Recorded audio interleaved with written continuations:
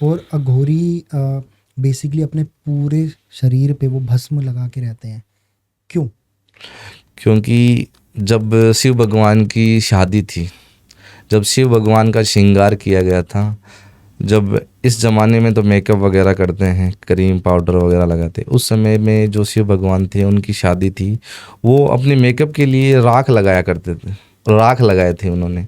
तो उन्हीं को देख के आज भी वो अघोरी हैं, राख लगाते हैं कि ये उनका क्या है, मेकअप का सामान, मेकअप है, वो उनका मेकअप यूज़ आज करते हैं। हम हमारी भाषा में भस्म बोलते हैं उनको। अब भस्म में वो पावर भी मिलती है, क्योंकि बहुत सारे अघोरी जिनको नागा साधु भी बोला जाता है, बड़े से बड़ी जगह पे कितनी ठंड हो रखी हो, कितनी गर्मी हो रखी हो, वो ऐसे ही बैठे रहते हैं, उनके जीवन में कोई फ़र्क नहीं पड़ता, ना किसी ठंड का ना गर्मी का।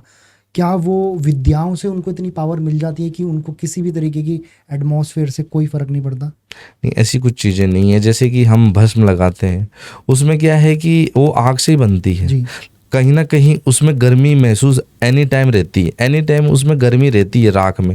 राख में अगर हम पूरे शरीर पे, हम बालों में, कहीं पे भी अगर लगाते हैं, तो एक तो हमेशा ध्यान रखना वहाँ पे कभी मक्खियाँ नहीं आएगी, मच्छर नहीं काटेंगे और सर्दी नहीं लगेगी और शरीर में कीड़े नहीं पड़ेंगे।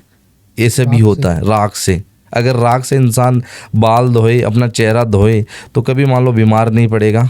एक तो कभी जुएं नहीं पड़ेगी शरीर में, कभी बांस नहीं मारेगा शरीर, कभी मच्छर नहीं काटे। तो तभी अघोरी क्या करता है, अपना ना पहनावा भी इस तरीके से रखता है, राख लगाते हैं पूरे शरीर पे, क्योंकि उनको अकेले जीवन बिताना होता है और उनको सारी चीज़ का पता रहता है कि इस चीज़ से हम क्या कर सकते हैं। आपने बताई मेरे को कि भी अघोर साधना में वो अघोरी है, वो राख लगा के रखते हैं, तो वो उसी शीतलता लाने के लिए कि भी शरीर में है जो बैक्टीरिया है या मतलब गंदी चीज़ है, क्योंकि अघोरी रोज़ तो नहाता नहीं है, तो वही चीज़ लगाता है शरीर पे, तब जाके क्या होता है कि उसकी बॉडी है वो एक्टिव रहती है एनी टाइम। ओके, वो चीज़ें भस्म के अंदर भस्म के अंदर होती है, ऐसी ऐसी चीज़ें, ऊर्जाएं मिल जाती है, क्योंकि आग से वो बनती है ना।